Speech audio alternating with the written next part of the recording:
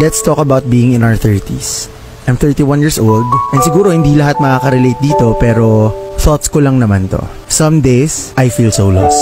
Yung grit, yung drive, yung goal setting ko when I was around my early 20s is different from what I feel now. I feel like I'm not on track, and sometimes, and there are also days that I feel like I'm doing okay. Being lost or yung maligaw tayo is really helpful in a sense that it's a reminder, it can be a wake-up call, or it can also be like a reroute.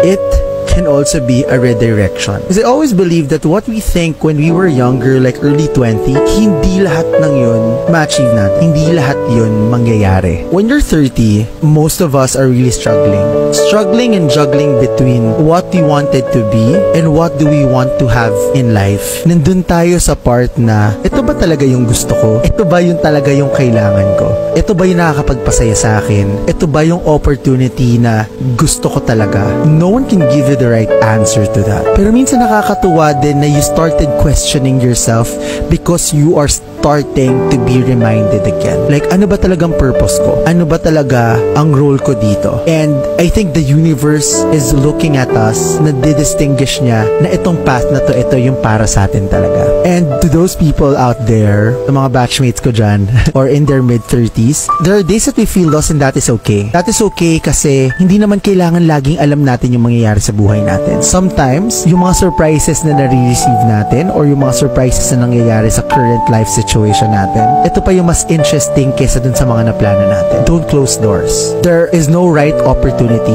What we need to learn is that every opportunity that comes in our way, we acknowledge it and we try to work it out. I always tell this to my friends that whatever I have now might be different for you. And iba-iba tayo ng pacing sa life. Hindi tayo nagmamadali. Hindi to karera. Hindi to padamihan ng na-achieve sa buhay. Because I think the most important part of living is living, and at the same time, you are happy about it. Ito lang, sa dami ng gusto natin ngayon, ang hirap ng i-define ng salitang happiness and contentment. I think sometimes if we feel lost, let's keep ourselves in the track or ibalik natin yon. Good days will always come to us. It will always come for us and it will always find us. Mapit ka lang.